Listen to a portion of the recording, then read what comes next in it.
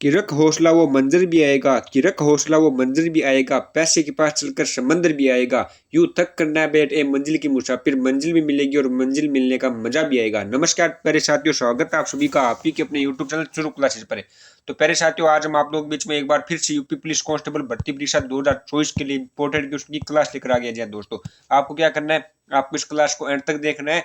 और अगर आपने अभी तक शुरू क्लासेज को सब्सक्राइब नहीं किया, शुरू क्लासेज को सब्सक्राइब कर देना है, क्योंकि दोस्तों शुरू क्लासेज पर आपको यूपी पुलिस कांस्टेबल भर्ती परीक्षा 2024 के लिए हर एक सब्जेक्ट की आपको टॉपिक वाइज क्लास मिलेगी, प्लस में आपको मॉक टेस्ट मिलेंगे। इसलिए कह रहा हूँ कि आपने अभी तक शुरू क्लासेज को सब्सक्राइब नहीं किया तो सब्सक्राइब कर देना। तो चलिए दोस्तों, आज की इस क्लास को स्टार्ट करते हैं। तो आपका पहला प्रश्न आ रहा है कि लक्षद्वीप समूह कहां पर स्थित है। लक्षद्वीप समूह कहां पर स्थित है? तो इसमें आपका राइट कौन सा हो जाएगा दोस्तों? इसमें आपका राइट हो जाएगा ऑप्शन नंबर डी, अरब सागर के अंदर है। लक्षद्वीप समूह कहां पर है? अरब सागर के अंदर है सर जी। अगला प्रश्न आपका आ रहा है कि निम्न में से कौन सी सिंधु नदी की उपनदी नहीं है? सिंधु नदी की उपनदी नहीं है पूछा सर जी। तो आप लोगों को ये ध्यान रखना है कि सिंधु नदी की उपनदी कौन कौन सी है। तो उपनदी है, एक तो रावी नदी है उपनदी, और एक है चिनाब।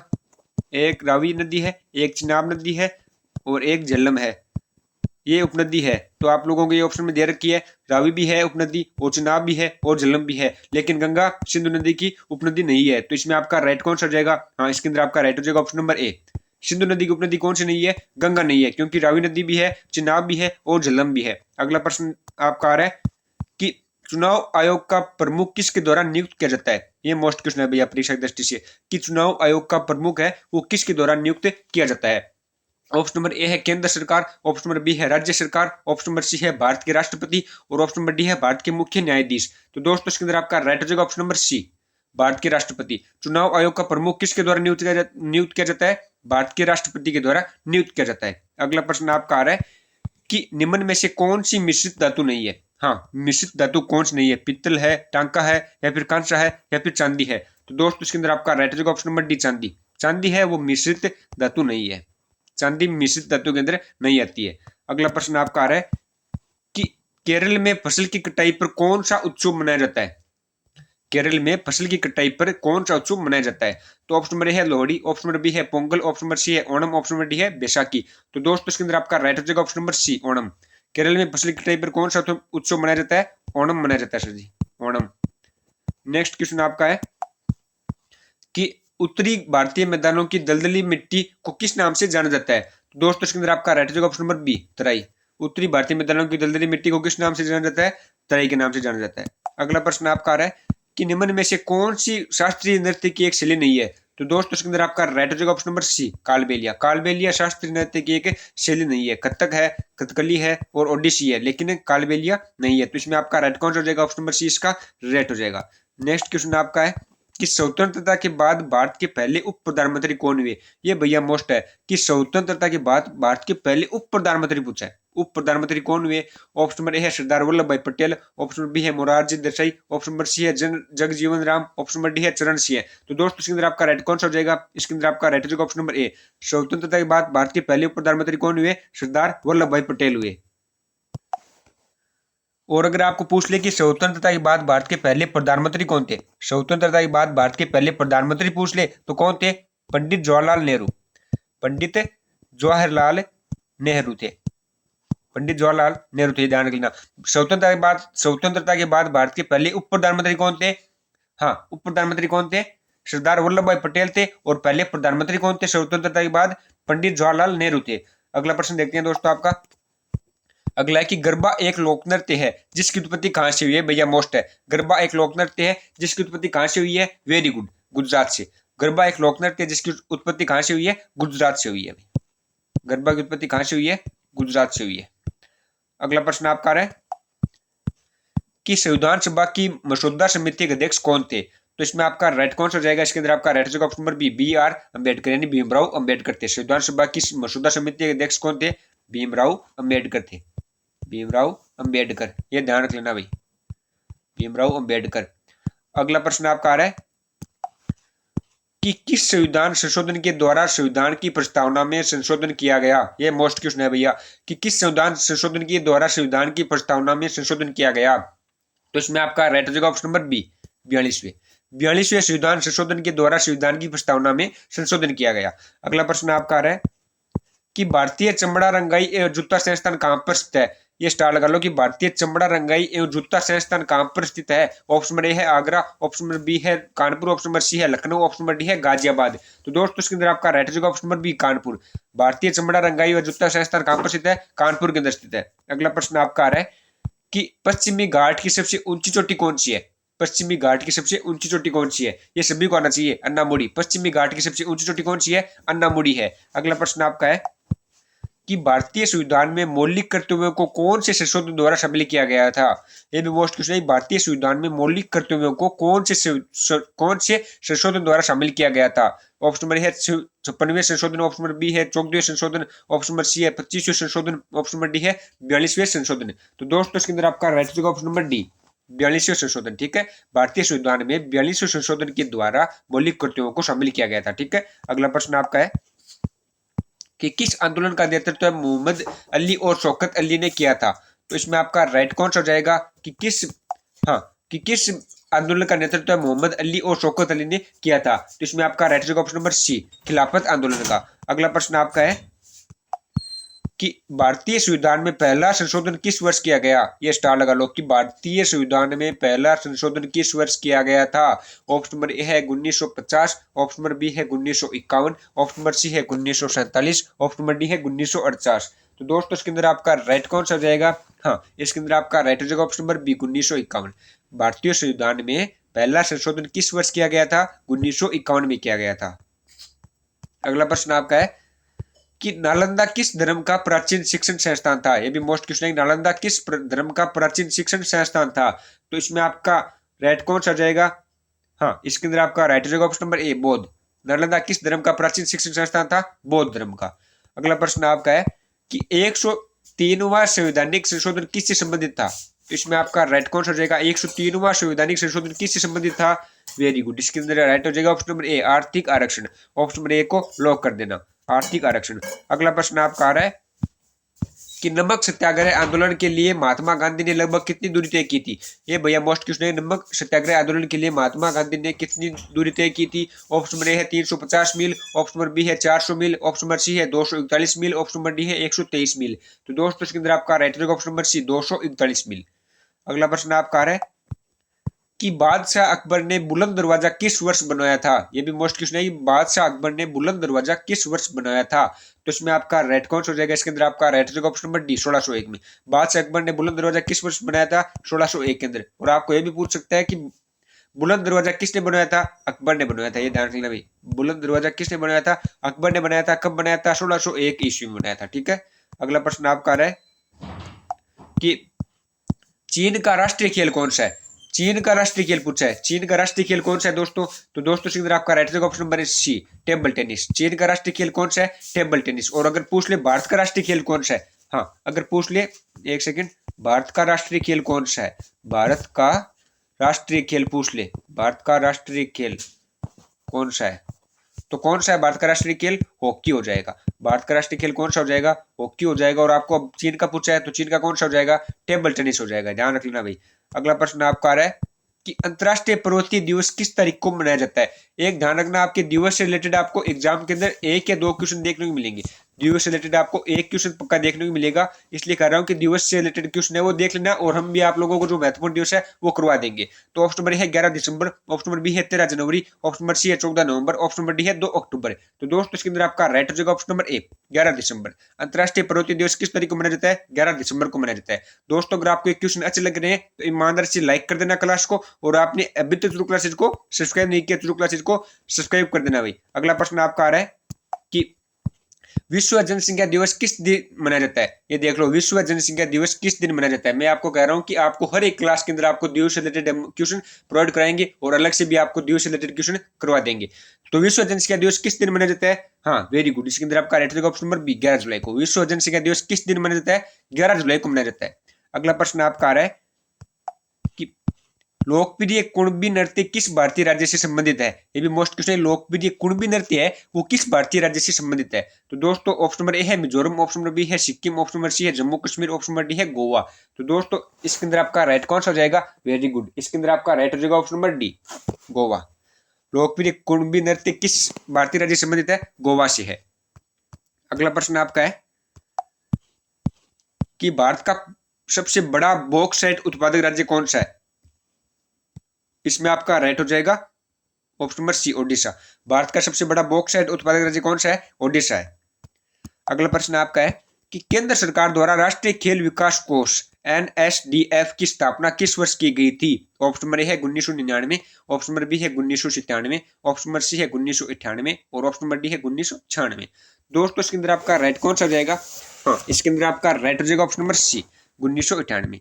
केंद्र सरकार द्वारा राष्ट्रीय खेल विकास कोष NSDF की स्थापना कब की गई? 1998 के अंदर, 1998 के अंदर की गई, ध्यान रख लेना भाई। अगला प्रश्न आपका है कि रोलेट सत्याग्रह कब और किसके द्वारा किया गया? ये ध्यान रख लेना भाई, एग्जाम के अंदर आ सकता है। रोलेट सत्याग्रह कब और किसके द्वारा किया गया? ऑप्शन नंबर ए है 1915 में मोतीलाल नेहरू के द्वारा, ऑप्शन नंबर बी है 1930 में CR दास के द्वारा और ऑप्शन नंबर सी है 1929 में महात्मा गांधी के द्वारा और ऑप्शन नंबर डी है 1919 में महात्मा गांधी के द्वारा। तो इसमें आपका राइट कौन सा जाएगा दोस्तों? हाँ, आप एक ध्यान रख लेना कि ये रोलेट सत्याग्रह किया गया था महात्मा गांधी के द्वारा किया गया था, महात्मा गांधी द्वारा किया गया था, ठीक है, महात्मा गांधी। अब आपको सन पूछा है, सन याद रखना है, महात्मा गांधी के द्वारा किया गया था तो सभी को पता है रूलेट एक्ट, लेकिन किस सन में किया गया था? 1919 के अंदर, ठीक है। रूलेट एक्ट कब किया गया? 1919 के अंदर, और किसके द्वारा किया गया? महात्मा गांधी के द्वारा किया गया। तो इसमें आपका राइट कौन सा हो जाएगा? वेरी गुड, राइट हो जाएगा ऑप्शन नंबर डी। अगला प्रश्न आपका है कि किस प्रकार की अर्थव्यवस्था में न तो निर्यात और न ही आयात होता है? ये मोस्ट है कि किस प्रकार की अर्थव्यवस्था में न तो निर्यात होता है और न ही आयात होता है? तो ऑप्शन नंबर ए है मिश्रित, ऑप्शन नंबर बी है खुली, ऑप्शन नंबर सी है बंद, ऑप्शन नंबर डी है वैश्विक। अरे भाई, बंद के अंदर नहीं होगा, बंद अर्थव्यवस्था में न तो निर्यात होगा और न ही आयात होगा। अगला प्रश्न आपका है कि नई लोकसभा के गठन से पूर्व वर्तमान लोकसभा का अंतिम सत्र कहलाता है। स्टार लगा लो कि नई लोकसभा के गठन से पूर्व है जो वर्तमान लोकसभा है उसका अंतिम सत्र क्या कहलाता है? ऑप्शन नंबर है बजट सत्र, ऑप्शन नंबर बी है विशेष सत्र, ऑप्शन नंबर सी है लेम डेक सत्र, ऑप्शन नंबर डी है मानसून सत्र। तो इसमें आपका राइट कौन सा हो जाएगा? हाँ, इसके अंदर आपका राइट हो जाएगा ऑप्शन नंबर सी, लेम डेक सत्र। नई लोकसभा के गठन से पूर्व वर्तमान लोकसभा का अंतिम सत्र क्या कहलाता है? लेम डेक सत्र कहलाता है। अगला प्रश्न आपका है कि भूमि विकास बैंक किसानों को ऋण उपलब्ध करता है। ऑप्शन नंबर ए है कम अवधि के लिए, ऑप्शन नंबर बी दे रखा है आपका मध्यम अवधि के लिए, ऑप्शन नंबर सी दे रखा है लंबी अवधि के लिए और ऑप्शन नंबर डी दे रखा है केवल भूमि सुधार के लिए। तो इसमें आपका राइट हो जाएगा ऑप्शन नंबर, हाँ, ऑप्शन नंबर सी राइट हो जाएगा, लंबी अवधि के लिए। अगला प्रश्न आपका है कि उत्तर प्रदेश की जनसंख्या देश की कुल जनसंख्या का लगभग कितना प्रतिशत है? तो इसमें आपका राइट कौन सा करना है आपको? ऑप्शन नंबर डी करना है। उत्तर प्रदेश की जनसंख्या है वो देश की कुल जनसंख्या का लगभग कितना प्रतिशत है? 16.50% है, ठीक है, ये ध्यान रखना भाई। अगला प्रश्न आपका है कि कोरबा क्षेत्र प्रसिद्ध है। कोरबा क्षेत्र किसके लिए प्रसिद्ध है? ऑप्शन नंबर ए है अभ्रक के लिए, ऑप्शन नंबर बी है संगमरमर के लिए, ऑप्शन नंबर सी है कोयला के लिए, ऑप्शन नंबर डी है टीन के लिए। तो दोस्तों इसके अंदर आपका राइट हो जाएगा ऑप्शन नंबर सी, संगमरमर के लिए। कोरबा क्षेत्र किसके लिए प्रसिद्ध है? संगमरमर के लिए है, संगमरमर के लिए है, ठीक है। अगला प्रश्न देखते हैं आपका। अगला प्रश्न आपका आ रहा है कि भारत का सबसे बड़ा आलू उत्पादक राज्य कौन सा है? भारत का सबसे बड़ा आलू उत्पादक राज्य पूछा है आपको, कौन सा है? ऑप्शन नंबर ए है महाराष्ट्र, ऑप्शन नंबर बी है पंजाब, ऑप्शन नंबर सी है Uttar Pradesh, option number D है तमिलनाडु। तो दोस्तों इसके अंदर आपका राइट कौन सा हो जाएगा? इसके अंदर आपका राइट हो जाएगा ऑप्शन नंबर सी, उत्तर प्रदेश। भारत का सबसे बड़ा आलू उत्पादक राज्य कौन सा है? उत्तर प्रदेश है। अगला प्रश्न देखते हैं आपका। अगला प्रश्न आपका आ रहा है कि सांसद आदर्श ग्राम योजना निम्नलिखित में से किसके जन्म दिवस की वर्षगांठ पर प्रारंभ की गई थी? ऑप्शन नंबर है Bal Gangadhar Tilak, option number B है Jayaprakash Narayan, option number C है महात्मा गांधी और ऑप्शन नंबर डी है जवाहरलाल नेहरू। तो दोस्तों इसके अंदर आपका राइट कौन सा जाएगा? इसके अंदर आपका राइट होगा option number B, Jayaprakash Narayan. Sansad Adarsh Gram Yojana किसके जन्म दिवस की वर्षगांठ पर प्रारंभ की गई? जयप्रकाश नारायण की। अगला प्रश्न आपका है कि फिलिप्स वक्र किन के मध्य संबंध को व्यक्त करता है? तो इसमें आपका राइट कौन सा जाएगा? इसके अंदर आपका राइट होगा ऑप्शन नंबर बी, मुद्रास्फीति एवं बेरोजगारी के मध्य को। फिलिप्स वक्र किन के मध्य संबंध को व्यक्त करता है? मुद्रास्फीति और बेरोजगारी। एक इस प्रकार से आ सकता है कि मुद्रास्फीति और बेरोजगारी इन दोनों के मध्य संबंध व्यक्त करता है, उसे कौन सा वक्र कहते हैं? फिलिप्स वक्र कहते हैं, ठीक है। अगला प्रश्न आपका है कि प्राक्कलन समिति का गठन निम्नलिखित में से किस समिति की सिफारिश पर हुआ? तो इसमें आपका ऑप्शन नंबर ए है जॉन मथाई समिति, ऑप्शन नंबर बी है कृष्ण मेनन समिति, ऑप्शन नंबर सी है सरदार सवर्ण सिंह समिति और ऑप्शन नंबर डी है बुरीलाल समिति। तो इसमें आपका राइट हो जाएगा ऑप्शन नंबर ए, जॉन मथाई समिति। अगला प्रश्न आपका आ रहा है कि भोगवा नदी के किनारे कौन सा स्थल स्थित था। तो इसमें आपका राइट कौन सा हो जाएगा, भोगवा नदी के किनारे कौन सा स्थल स्थित था। इसमें आपका राइट हो जाएगा ऑप्शन नंबर सी, लोथल। अगला प्रश्न आपका है कि ईस्ट इंडिया एसोसिएशन की स्थापना किसने की। ईस्ट इंडिया एसोसिएशन की स्थापना किसने की। ऑप्शन नंबर ए है Surendranath Banerjee, option number B है justice Ranade, option number C है Veer Raghavachari, option number D है दादा भाई नौरोजी। तो दोस्तों इसके अंदर आपका राइट कौन सा हो जाएगा, इसके अंदर आपका राइट हो जाएगा ऑप्शन नंबर डी, दादा भाई नौरोजी। ईस्ट इंडिया एसोसिएशन की स्थापना किसने की, दादा भाई नौरोजी ने की, दादा भाई नौरोजी ने की, ध्यान रखना भाई। ऑप्शन नंबर डी को लॉक कर देना। अगला प्रश्न आपका आ रहा है कि विश्व मर्दा दिवस मनाया जाता है। विश्व मर्दा दिवस, विश्व मर्दा दिवस कब मनाया जाता है। ऑप्शन नंबर है 7 दिसंबर, ऑप्शन नंबर बी है 5 दिसंबर, ऑप्शन नंबर सी है 12 दिसंबर, ऑप्शन नंबर डी है 8 दिसंबर। तो दोस्तों इसके अंदर आपका राइट कौन सा हो जाएगा, इसके अंदर आपका राइट हो जाएगा ऑप्शन नंबर बी, 5 दिसंबर। विश्व मर्दा दिवस कब मनाया जाता है, 5 दिसंबर को। अगला प्रश्न आपका आ रहा है कि जीएसटी के पंजीकरण में कुल डिजिट होते हैं। जीएसटी के पंजीकरण में कुल डिजिट होते हैं। ध्यान रखना भाई, इंपॉर्टेंट क्वेश्चन है परीक्षा की दृष्टि से। आपको एग्जाम में पूछा था जीएसटी से रिलेटेड, एक दो क्वेश्चन पूछे थे, दोनों तीनों शिफ्टों में पूछे थे। जीएसटी के पंजीकरण में कुल कितने डिजिट होते हैं, नंबर होते हैं। ऑप्शन नंबर ए है 15, ऑप्शन नंबर बी है 10, ऑप्शन नंबर सी है 20, ऑप्शन नंबर डी है 5। तो दोस्तों इसके अंदर आपका राइट कौन सा हो जाएगा, ऑप्शन नंबर ए 15। जीएसटी के पंजीकरण में कुल कितने डिजिट होते हैं, 15 होते हैं। ठीक है, अगला प्रश्न आपका आ रहा है कि आयकर से प्राप्त राशि किसको दी जाती है। आयकर से प्राप्त राशि किसको दी जाती है। ऑप्शन नंबर है केंद्र सरकार को, ऑप्शन नंबर बी है राज्य सरकार को, ऑप्शन नंबर सी है केंद्र और राज्य सरकार को, और ऑप्शन नंबर डी है निगम के अधिकारी को। तो इसमें आपका राइट हो जाएगा ऑप्शन नंबर सी, केंद्र और राज्य सरकार को। जो आयकर से जो राशि प्राप्त होती है, जो टैक्स से राशि प्राप्त होती है, वो किसको दी जाती है, केंद्र और राज्य सरकार को। अगला प्रश्न आपका आ रहा है कि किसी गैस को द्रव में बदलने के लिए सबसे सरल विधि कौन सी होती है। ये साइंस से रिलेटेड क्वेश्चन आ गया। आपको पता है कि साइंस के क्वेश्चन भी आएंगे एग्जाम के अंदर। तो किसी गैस को द्रव में बदलने के लिए सबसे सरल विधि कौन सी होती है, कौन सी स्थिति में होती है। ऑप्शन है कम तापमान और उच्च दाब, ऑप्शन नंबर बी है उच्च तापमान और कम दाब, ऑप्शन नंबर सी है कम तापमान और कम दाब, ऑप्शन नंबर डी है उच्च तापमान और उच्च दाब। तो आप सभी को पता है कि किसी गैस को द्रव में बदलने के लिए, किसी गैस को द्रव में बदलने के लिए सबसे सरल विधि कौन सी स्थिति में होनी चाहिए। हाँ, उसका तापमान कम होना चाहिए और उच्च दाब होना चाहिए। तापमान कम होना चाहिए और दाब क्या होना चाहिए, उच्च होना चाहिए। तो ऑप्शन नंबर ए इसका राइट हो जाएगा। ठीक है, अगला प्रश्न आपका आ रहा है कि किसी नक्शे पर एक निश्चित समय पर समान ताप वाले बिंदुओं को जोड़ने वाली रेखा क्या कहलाती है। कोई एक नक्शा है, वो निश्चित समय है, तो वो समान ताप वाले बिंदुओं को जोड़ने वाली रेखा क्या कहलाएगी। ऑप्शन नंबर ए है isohyet, option number B है isobar, option number C है इस्थमस, ऑप्शन नंबर डी दे रखा है आइसोथर्म। तो इसमें आपका राइट कौन सा जाएगा, इसके अंदर आपका राइट जाएगा ऑप्शन नंबर डी, आइसोथर्म। अगला प्रश्न आपका आ रहा है कि भारतीय संविधान की प्रस्तावना में धर्मनिरपेक्ष शब्द निम्नलिखित में से किन संशोधन द्वारा जोड़ा गया। कौन से संशोधन के द्वारा भारतीय संविधान की प्रस्तावना में धर्मनिरपेक्ष शब्द जुड़ा गया। ऑप्शन नंबर है 41वां संशोधन, ऑप्शन नंबर बी है 42वां संशोधन, ऑप्शन नंबर सी है 43वां संशोधन, और ऑप्शन नंबर डी है 44वां संशोधन। तो इसमें आपका राइट हो जाएगा, इसमें आपका राइट हो जाएगा ऑप्शन नंबर बी, 42वां संशोधन। अगला प्रश्न आपका आ रहा है कि भारत में पुनर्जागरण का जनक किसको कहा जाता है।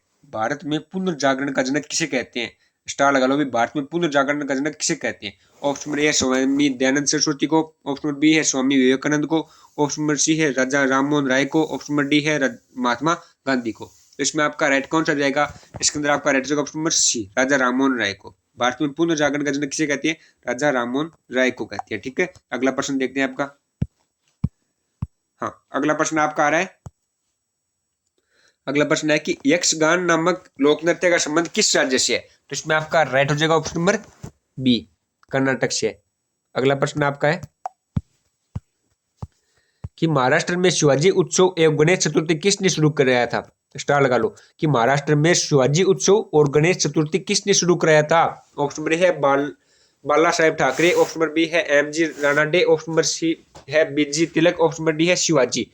तो इसमें आपका राइट कौन सा जाएगा, बीजी तिलक। महाराष्ट्र में शिवाजी उत्सव और गणेश चतुर्थी किसने शुरू कराया था, बीजी तिलक ने। ऑप्शन नंबर सी को लॉक कर देना। अगला प्रश्न आपका आ रहा है कि ओलंपिक ध्वज पर अंकित छल्लों की संख्या कितनी है। स्टार लगा लो, ओलंपिक ध्वज पर अंकित छल्लों की संख्या कितनी है। ऑप्शन नंबर ए है 4, ऑप्शन नंबर बी है 6, ऑप्शन नंबर सी है 5, ऑप्शन नंबर डी है 3। दोस्तों इसके अंदर आपका राइट हो जाएगा ऑप्शन नंबर सी 5। ओलंपिक ध्वज पर अंकित छल्लों की संख्या कितनी है? 5 है। अगला प्रश्न आपका है कि हृदय का पहला प्रतिस्थापन किसके द्वारा किया गया था? स्टार लगा लो, विज्ञान का एक इंपॉर्टेंट क्वेश्चन है कि हृदय का पहला प्रतिस्थापन किसके द्वारा किया गया था? ऑप्शन नंबर ए है doctor William Harvey, option number B है FG. Hopkins, option number C है Louis Pasteur, option number D दे रखा है डॉक्टर क्रिश्चियन बर्नार्ड। तो इसमें आपका राइट कौन सा हो जाएगा? इसके अंदर आपका राइट हो जाएगा option number D, doctor Christiaan Barnard. अगला प्रश्न आपका आ रहा है कि चमगादड़ अंधेरे में उड़ते हैं क्योंकि चमगादड़ अंधेरे में क्यों उड़ते हैं? चमगादड़ पराश्रव्य तरंगे उत्पन्न करते हैं, या फिर चमगादड़ अपश्रव्य तरंगे उत्पन्न करते हैं, या फिर चमगादड़ श्रव्य तरंगे उत्पन्न करते हैं, या फिर चमगादड़ को अंधेरे में दिखाई देता है? अरे भैया इसका ये आंसर नहीं देना आपको, चमगादड़ को अंधेरे में दिखाई देता है, ये कोई आंसर थोड़ी हुआ इसका। चमगादड़ अंधेरे में क्यों उड़ते हैं? क्योंकि चमगादड़ पराश्रव्य तरंगे उत्पन्न करती है। ठीक है, चमगादड़ पराश्रव्य तरंगे उत्पन्न करती है, इसलिए चमगादड़ अंधेरे में उड़ते हैं। अगला प्रश्न आपका आ रहा है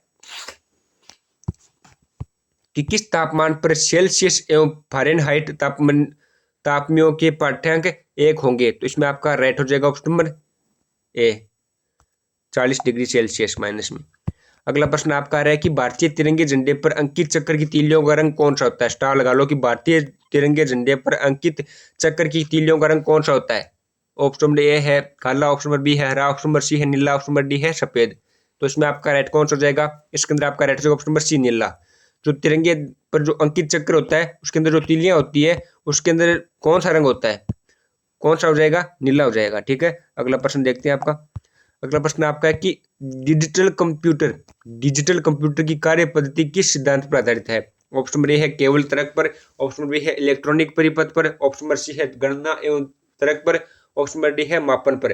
तो इसमें आपका राइट हो जाएगा ऑप्शन नंबर सी, गणना एवं तर्क पर डिजिटल कंप्यूटर की कार्य पद्धति आधारित है। अगला प्रश्न आपका आ रहा है कि उत्तर प्रदेश में डीजल लोकोमोटिव फैक्ट्री निम्नलिखित में से किस स्थान पर है? तो इसमें आपका राइट कौन सा हो जाएगा? इसके अंदर आपका राइट होगा ऑप्शन नंबर सी, वाराणसी के अंदर। ठीक है, उत्तर प्रदेश में डीजल लोकोमोटिव फैक्ट्री कहां पर है? वाराणसी के अंदर है। अगला प्रश्न आपका आ रहा है कि वर्ष 2011 की जनगणना के अनुसार उत्तर प्रदेश का जनसंख्या घनत्व कितना था? तो इसमें आपका राइट कौन सा हो जाएगा? इसके अंदर आपका राइट होगा ऑप्शन नंबर बी, 829। वर्ष 2011 की जनगणना के अनुसार उत्तर प्रदेश का जनसंख्या घनत्व पूछा है, जनसंख्या घनत्व कितना था? जनसंख्या घनत्व कितना था? सभी ध्यान रख लेना, 829 था। ठीक है, अगला प्रश्न देखते हैं आपका। अगला प्रश्न आपका आ रहा है कि भारतीय दलहन शोध संस्थान कहां पर स्थित है? भारतीय दलहन शोध संस्थान कहां पर स्थित है? ऑप्शन नंबर है प्रयागराज, ऑप्शन नंबर बी है फैजाबाद, ऑप्शन नंबर सी है कानपुर, ऑप्शन नंबर डी है इंदौर। तो इसमें आपका राइट हो जाएगा ऑप्शन नंबर सी, कानपुर। भारतीय दलहन शोध संस्थान कहां पर है? कानपुर के अंदर है। अगला प्रश्न देखते हैं आपका।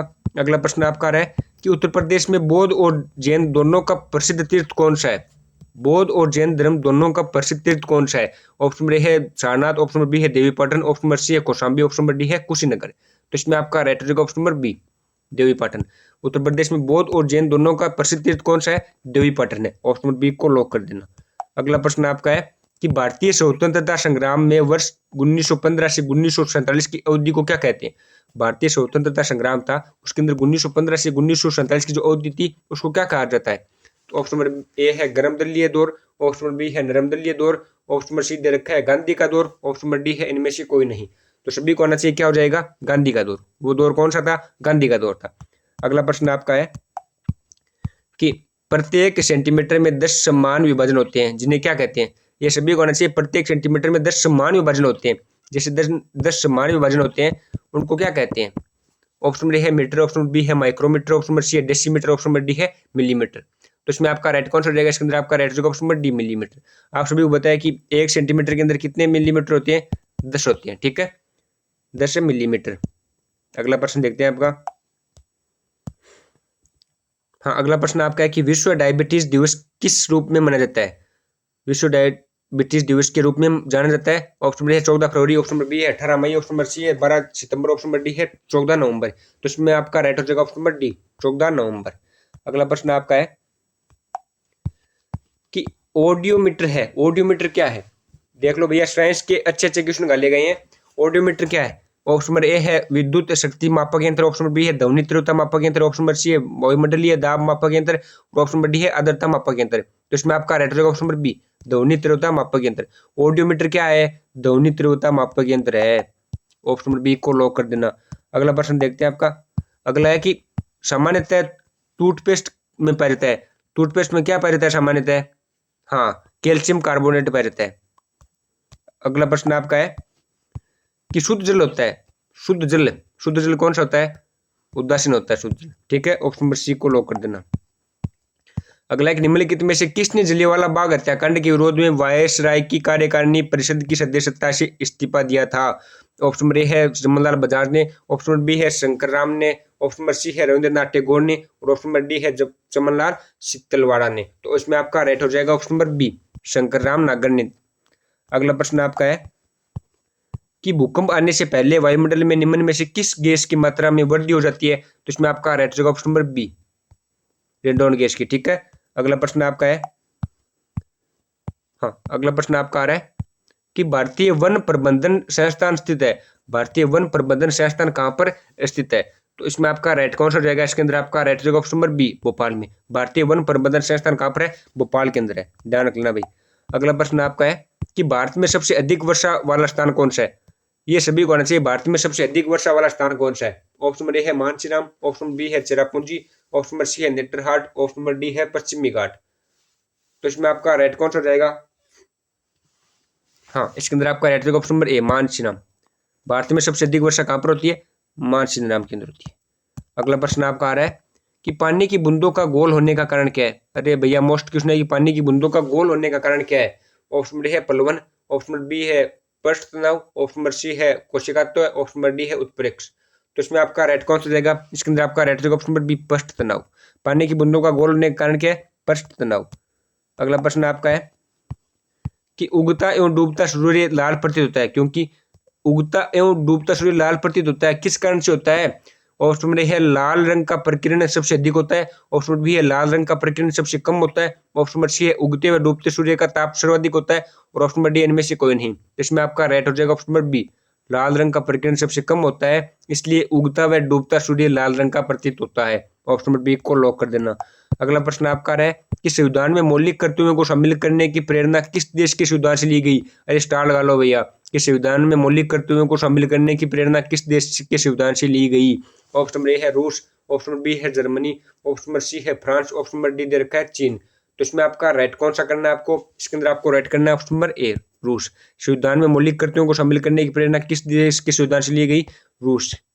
ठीक है, ऑप्शन नंबर ए को लॉक कर देना।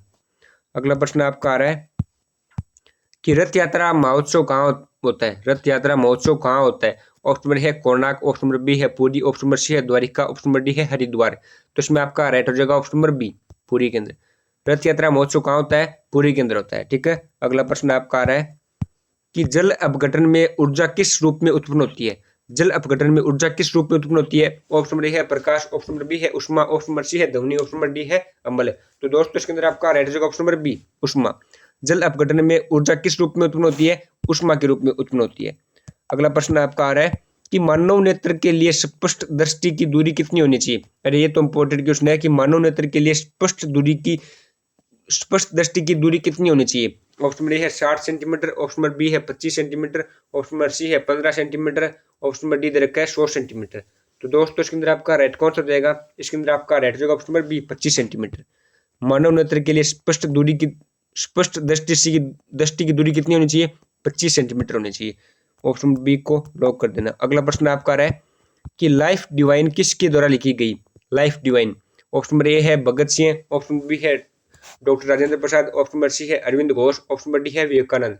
तो दोस्तों इसके अंदर आपका राइट कौन सा हो जाएगा?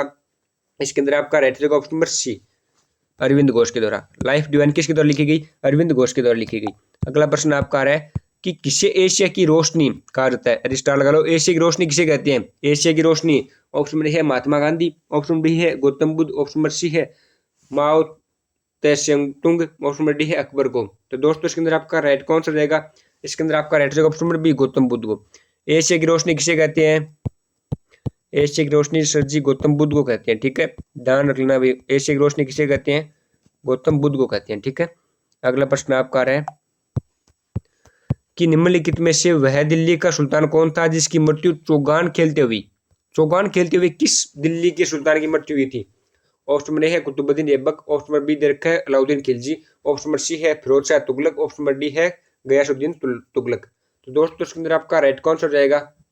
हाँ, इसके अंदर आपका राइट हो जाएगा option number A Qutubuddin Aibak. निम्नलिखित में से वह दिल्ली का कौन सा सुल्तान था जिसकी मृत्यु चौगान खेलते हुई थी? कुतुबुद्दीन ऐबक था। अगला प्रश्न आपका है कि निम्नलिखित में से कौन 1857 क्रांति से संबंधित नहीं है? 1857 क्रांति से संबंधित कौन सा नहीं है? तो तांत्या टोपे नहीं है, या फिर लक्ष्मीबाई नहीं है, या फिर बहादुर शाह जफर सेकंड नहीं है, या फिर भगत सिंह नहीं है। तो 1857 की क्रांति से संबंधित कौन नहीं है? तांत्या टोपे है, लक्ष्मीबाई है, बहादुर शाह जफर है सेकंड है, और भगत सिंह नहीं है। तो ऑप्शन नंबर डी को लॉक कर देना भाई। अगला प्रश्न आपका आ रहा है कि भारत की आजादी के समय कांग्रेस के अध्यक्ष कौन थे? भारत की आजादी के समय कांग्रेस के अध्यक्ष कौन थे? तो इसमें आपका ऑप्शन नंबर ए दे रखा है Mahatma Gandhi, option number B दे रखा है Jawaharlal Nehru, option number C है JB Kripalani, option number D है सरदार पटेल। तो दोस्तों इसके अंदर आपका राइट हो जाएगा ऑप्शन नंबर सी जेबी कृपलानी। भारत की आजादी के समय कांग्रेस के अध्यक्ष कौन थे? जेबी कृपलानी थे। अगला प्रश्न आपका आ रहा है कि वो लिव इफ इंडिया डाई किसकी करती है? ऑप्शन नंबर ए है Mahatma Gandhi, option number B है Rajendra Prasad, option number C है जवाहरलाल नेहरू, और ऑप्शन नंबर डी दे रखा है इनमें से कोई नहीं। दोस्तों इसके अंदर आपका राइट हो जाएगा option number C Jawaharlal Nehru की है। अगला प्रश्न आपका है कि भारत का राष्ट्रीय पंचांग दिवस किस संवत पर आधारित है? भारत का राष्ट्रीय पंचांग किस संवत पर आधारित है? ऑप्शन नंबर है विक्रम संवत पर, ऑप्शन नंबर बी है कली संवत पर, ऑप्शन नंबर सी है शक संवत पर, ऑप्शन नंबर डी है इनमें से कोई नहीं। तो इसमें आपका राइट हो जाएगा ऑप्शन नंबर सी शक संवत पर। भारत का राष्ट्रीय पंचांग किस संवत पर आधारित है? स्टार लगा लो, शक संवत पर है। ठीक है, ध्यान रखना भाई, परीक्षा दृष्टि से इंपोर्टेंट क्वेश्चन है कि भारत का राष्ट्रीय पंचांग किस संवत पर आधारित है? शक संवत पर आधारित है। अगला प्रश्न आपका आ रहा है, आपने अभी तक शुक्ला को सब्सक्राइब नहीं किया तो सब्सक्राइब कर देना भाई। अगला प्रश्न आपका है कौन सी कृति रविंद्रनाथ टैगोर की नहीं है? ये पूछा है कि कौन सी कृति रविंद्रनाथ टैगोर की नहीं है। ऑप्शन नंबर है चित्रा, ऑप्शन नंबर बी दे रखा है the court dancer, option number C है Kripal Kundala, option number D है चित्रांगदा। तो इसमें आपका राइट हो जाएगा option number C the court dancer Rabindranath Tagore की कृति नहीं है। अगला प्रश्न आपका आ रहा है कि पहली बार 27 दिसंबर 1911 को जनगण कहाँ पर गाया गया था? ऑप्शन नंबर ए है मुंबई, ऑप्शन नंबर सी है बी है लखनऊ, ऑप्शन नंबर सी है कोलकाता, ऑप्शन नंबर डी है साबरमती। तो दोस्तों इसके अंदर आपका राइट कौन सा हो जाएगा? पहली बार 27 दिसंबर 1911 को जनगणमन कहाँ पर गाया गया था? तो इसमें आपका राइट हो जाएगा ऑप्शन नंबर सी कोलकाता। आपको इस क्वेश्चन के अंदर 3-4 क्वेश्चन बन रहे हैं कि जनगणमन किसने गाया था? तो ये ध्यान रखना रविंद्रनाथ टैगोर ने गाया था। रविंद्रनाथ टैगोर ने जनगणमन गाया था। ठीक है, और हाँ रविंद्रनाथ टैगोर ने गाया था। और कब गाया गया? 27 दिसंबर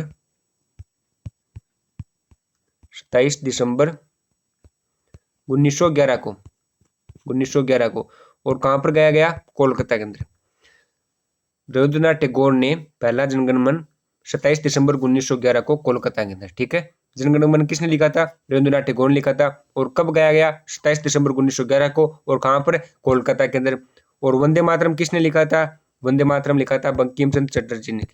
बंकिम चंद्र चटर्जी ने, ये ध्यान रखना भाई, चटर्जी। ये किस बंकिम चंद्र चटर्जी ने क्या लिखा? वंदे मातरम। ये ध्यान रख लेना भाई क्वेश्चन। ठीक है, और जनगणमन किसने लिखा था? रविंद्रनाथ टैगोर ने। और वंदे मातरम बंकिम चंद्र चटर्जी ने। ठीक है, और जनगणमन कितने सेकंड का होता है भी ध्यान रख लेना। अगला प्रश्न आपका आ रहा है कि 1945 में गठित अंतरिम मंत्रिमंडल में रक्षा मंत्री कौन थे? ऑप्शन नंबर ए है Baldev Singh, option number B है Sardar Patel, option number C है Jagjivan Ram, option number D दे रखा है आपका राजेंद्र प्रसाद। तो दोस्तों इसके अंदर आपका राइट कौन सा हो जाएगा? इसके अंदर आपका राइट हो जाएगा ऑप्शन नंबर ए बलदेव सिंह। 1945 में गठित अंतरिम मंत्रिमंडल में रक्षा मंत्री कौन थे? बलदेव सिंह थे। अगला प्रश्न आपका आ रहा है कि राष्ट्रपति किस विधेयक को पुनर्विचार के लिए नहीं लौटा सकता? राष्ट्रपति किस विधेयक को पुनर्विचार के लिए नहीं लौटा सकता? ऑप्शन नंबर ए साधारण विधेयक को, ऑप्शन नंबर बी है गैर सरकारी विधेयक को, ऑप्शन नंबर सी है धन विधेयक को, और ऑप्शन नंबर डी दे रखा आपका इनमें से कोई नहीं। तो दोस्तों इसके अंदर आपका राइट हो जाएगा ऑप्शन नंबर सी धन विधेयक को। राष्ट्रपति किस विधेयक को पुनर्विचार के लिए नहीं लौटा सकता? धन विधेयक को नहीं लौटा सकता। ठीक है, ऑप्शन नंबर सी इसका राइट हो जाएगा। अगला प्रश्न देखते हैं आपका। अगला प्रश्न आपका आ रहा है कि किसने 2 पूर्ण अवधियों के लिए भारत के उपराष्ट्रपति का पद संभाला? किसने 2 पूर्ण अवधियों के लिए भारत के उपराष्ट्रपति का पद संभाला था? ऑप्शन नंबर है doctor S Radhakrishnan, option B है V V Giri, option number C दे रखा है B D Jatti, option number D दे रखा है एम हिदायतुल्ला। तो दोस्तों इसके अंदर आपका राइट कौन सा हो जाएगा? इसके अंदर आपका राइट रहेगा ऑप्शन नंबर ए, डॉक्टर एस राधाकृष्णन। किसने 2 पूर्ण अवधियों के लिए भारत के उपराष्ट्रपति का पद संभाला? डॉक्टर एस राधाकृष्णन ने। ये ध्यान रखना भाई। अगला प्रश्न आपका आ रहा है कि आपातकाल के दौरान संसद लोकसभा का कार्यकाल एक बार में कितने समय के लिए बढ़ा सकती है? ये मोस्ट क्वेश्चन स्टार लगा लो कि आपातकाल के दौरान संसद लोकसभा का कार्यकाल एक बार में कितने समय के लिए बढ़ा सकती है? ऑप्शन नंबर ए है 6 माह, ऑप्शन नंबर बी है 1 वर्ष, ऑप्शन नंबर सी दे रखा है आपका 2 वर्ष, ऑप्शन नंबर डी दे रखा है 3 वर्ष। दोस्तों इसके अंदर आपका राइट कौन सा हो जाएगा? हाँ, इसके अंदर आपका राइट कौन सा हो जाएगा? इसके अंदर आपका राइट रहेगा ऑप्शन नंबर बी 1 वर्ष।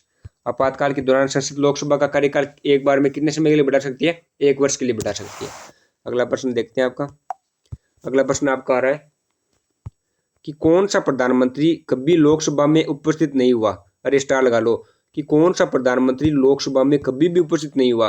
ऑप्शन नंबर ए है Atal Bihari Vajpayee, option number B दे रखा है VP Singh, option number C दे रखा है Chaudhary Charan Singh, option number D दे रखा है राजीव गांधी। तो इसमें आपका राइट कौन सा हो जाएगा?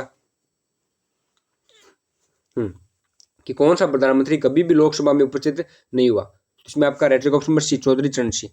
चौधरी चरण सिंह कभी भी लोकसभा में उपस्थित नहीं हुए थे। अगला प्रश्न देखते हैं आपका। हाँ, अगला प्रश्न आपका आ रहा है कि भारतीय संविधान में किस पद का उल्लेख नहीं है? अरे ये भी इंपॉर्टेंट क्वेश्चन है कि भारतीय संविधान में किस पद का उल्लेख नहीं है? ऑप्शन डी है प्रधानमंत्री का, ऑप्शन बी है राष्ट्रपति का, ऑप्शन सी है उपराष्ट्रपति का और ऑप्शन डी है उप प्रधानमंत्री का।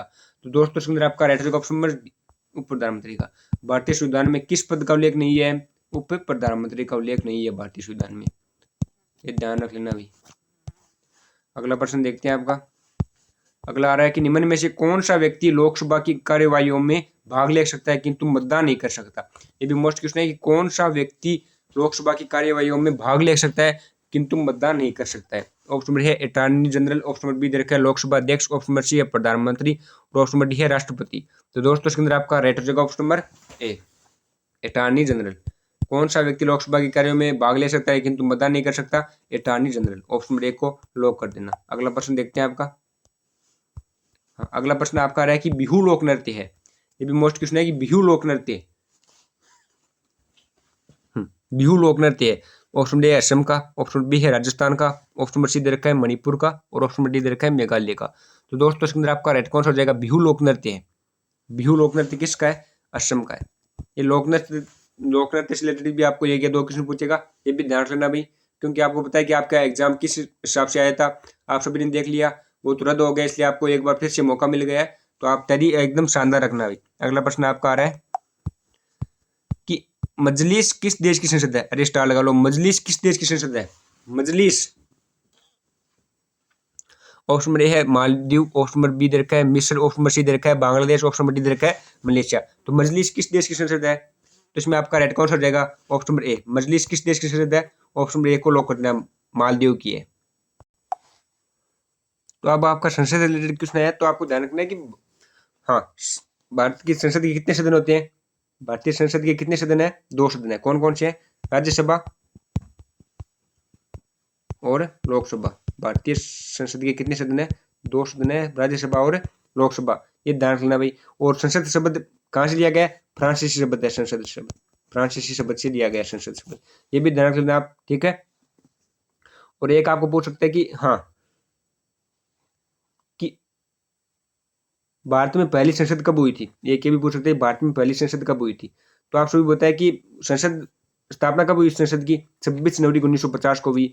और जो पहली निर्वाचित संसद थी वो अप्रैल 1952 में हुई, ठीक है, अप्रैल 1952 में हुई। और भारतीय संसद कहाँ पर है? ये सभी को आता है। भारतीय संसद कहाँ पर है? ये सभी को आता है, आप सभी को पता है। भारतीय संसद कहाँ पर है? नई दिल्ली के अंदर है, ये आप सभी को पता है, नई दिल्ली के अंदर है, ठीक है, ये आप सभी को पता है। और संसद में कितने सत्र होते हैं? एक संसद में एक वर्ष में कितने सत्र होते हैं? 3 सत्र होते हैं संसद के, एक वर्ष में 3 सत्र होते हैं। ये भी ध्यान रखना, ये भी पता है आपको। और संसद के किसी सत्र को बुला नहीं सकती, किसके पास होती है? सरकार के पास होती है, ये भी आप सभी को पता है, ठीक है। तो मजलिस किस देश की संसद है? मजलिस किस देश की संसद है? ये आप सभी को पता होना चाहिए। मजलिस किस देश की संसद है? मालदीव की है, ठीक है। हाँ, अगला प्रश्न देखते हैं आपका। अगला प्रश्न आपका आ रहा है कि ताप नियंत्रण किसका कार्य है? ताप नियंत्रण किसका कार्य है? ऑप्शन ए है थैलेमस, ऑप्शन नंबर बी दे रखा है हाइपोथैलेमस, ऑप्शन नंबर सी दे रखा है सेरिब्रम, ऑप्शन नंबर डी दे रखा है मेड्यूला ओब्लांगेटा। तो दोस्तों इसके अंदर आपका राइट हो जाएगा ऑप्शन नंबर बी हाइपोथैलेमस। अगला प्रश्न देखते हैं आपका। अगला प्रश्न आपका आ रहा है कि आगरा में प्रतिवर्ष ताज महोत्सव किस महीने में मनाया जाता है? आगरा में प्रतिवर्ष ताज महोत्सव किस महीने में मनाया जाता है? ऑप्शन में दे रखा है जनवरी के अंदर, ऑप्शन बी दे रखा है फरवरी के अंदर, ऑप्शन नंबर सी दे रखा है मार्च के अंदर, ऑप्शन नंबर डी दे रखा है अप्रैल के अंदर। दोस्तों इसके अंदर आपका राइट ऑप्शन नंबर बी फरवरी के अंदर। आगरा में प्रतिवर्ष ताज महोत्सव किस महीने में मनाया जाता है? फरवरी के अंदर मनाया जाता है। अगला प्रश्न आपका आ रहा है कि एक प्रोग्राम है जिसे कंप्यूटर का उपयोग करना आसान होता है। एक प्रोग्राम है जिसे कंप्यूटर का प्रयोग करना आसान होता है, उसे क्या कहते हैं? ऑप्शन नंबर ए दे रखा है operating system, option number B दे रखा है एप्लीकेशन, ऑप्शन नंबर सी दे रखा है यूटिलिटी, ऑप्शन नंबर डी दे रखा है नेटवर्क। तो दोस्तों इसके अंदर आपका राइट हो जाएगा ऑप्शन नंबर सी यूटिलिटी। एक प्रोग्राम होता है जिसे कंप्यूटर का उपयोग करना आसान होता है, उसे क्या कहते हैं? यूटिलिटी कहते हैं। अगला प्रश्न आपका आ रहा है कि जम्मू कश्मीर की बंजारे क्या कहलाते हैं? अरे मोस्ट क्वेश्चन है कि जम्मू कश्मीर की बंजारे क्या कहलाते हैं? ऑप्शन ए है गुज्जर बकरवाल, ऑप्शन बी दे रखा है शेरपा, ऑप्शन नंबर सी दे रखा है भोटिया और ऑप्शन नंबर डी दे रखा है गद्दी चरवाही। तो दोस्तों इसके अंदर आपका राइट कौन सा जाएगा? वेरी गुड, इसके अंदर आपका राइट जाएगा ऑप्शन नंबर ए गुज्जर बकरवाल। जम्मू कश्मीर के बंजारे क्या कहते हैं? गुज्जर बकरवाल। अगला प्रश्न आपका आ रहा है कि ब्रह्म समाज की स्थापना किसकी सबसे बड़ी उपलब्धि है? ब्रह्म समाज की स्थापना किसकी सबसे बड़ी उपलब्धि है? ऑप्शन नंबर ए है Swami Vivekananda, option number B दे रखा है Raja Rammohan Roy, option number C दे रखा है भीमराव अंबेडकर और ऑप्शन नंबर डी दे रखा है अरविंद घोष। दोस्तों इसके अंदर आपका राइट कौन सा जाएगा? इसके अंदर आपका राइट जाएगा option number B Raja Rammohan Roy. ब्रह्म समाज की स्थापना किसकी सबसे बड़ी उपलब्धि थी? राजा राममोहन राय की थी। अगला प्रश्न आपका आ रहा है कि हिमालय की सबसे भारी श्रृंखला कौन सी है? हिमालय की सबसे भारी श्रृंखला कौन सी है? भारी। ऑप्शन नंबर ए दे रखा है Pir Panjal, option number B दे रखा है कैलाश, ऑप्शन नंबर सी दे रखा है शिवालिक, ऑप्शन नंबर डी दे रखा है हिमालय। तो दोस्तों इसके अंदर आपका राइट कौन सा जाएगा? इसके अंदर आपका राइट जाएगा option number C Shivalik. Himalaya की सबसे भारी श्रृंखला कौन सी है? शिवालिक है। अगला प्रश्न आपका आ रहा है कि सौरमंडल की खोज किसने की थी? अरे स्टार लगा लो, सौरमंडल की खोज किसने की थी? सौरमंडल की खोज किसने की थी? ऑप्शन डी दे रखा है कोपरनिक्स, ऑप्शन बी दे रखा है न्यूटन, ऑप्शन नंबर सी दे रखा है मर्फी, ऑप्शन डी दे रखा है वास्को डी गामा। तो इसमें आपका राइट कौन सा जाएगा? इसके अंदर आपका राइट जाएगा ऑप्शन नंबर ए कोपरनिक्स। सौरमंडल की खोज किसने की थी? कोपरनिक्स। और भारत की खोज किसने की थी? Vasco D gamma. ठीक है। अगला प्रश्न देखते हैं आपका। अगला प्रश्न आपका आ रहा है कि प्लासी का युद्ध कौन से वर्ष में लड़ा गया था? प्लासी का युद्ध कौन से वर्ष में लड़ा गया था? हाँ, प्लासी का युद्ध कब हुआ था? ऑप्शन में दे रखा है 1900, ऑप्शन में दे रखा है 1757, ऑप्शन में सी दे रखा है 1857, ऑप्शन में डी दे रखा है 1957। तो आप सभी को पता है प्लासी का युद्ध कब हुआ था, किस वर्ष में लड़ा गया? 1757 में। आपको डेट पूछ ले तो प्लासी का युद्ध आप सभी को पता है कि कब लड़ा गया था? 23 जून 1757 को प्लासी का युद्ध लड़ा गया था। ठीक है, ध्यान रखना भाई। और प्लासी का युद्ध किन किन के मध्य हुआ था? प्लासी का युद्ध एक और ब्रिटिश ईस्ट इंडिया कंपनी थी और दूसरे और कौन थे? बंगाल के नवाब सिराजुद्दौला थे। प्लासी का युद्ध किन किन के मध्य हुआ? ब्रिटिश ईस्ट इंडिया कंपनी और बंगाल के नवाब थे सिराजुद्दौला।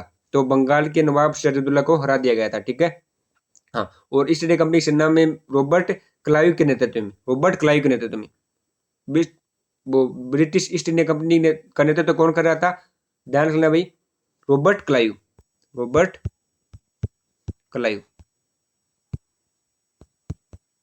ठीक है, जिसमें बंगाल के नवाब सिराजुद्दौला को हार का सामना देखने को मिला।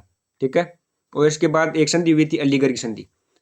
प्लासी के युद्ध के बाद कौन संधि हुई? अलीगढ़ की संधि हुई थी। ठीक है, ये ध्यान रख लेना। प्लासी का युद्ध कब हुआ था?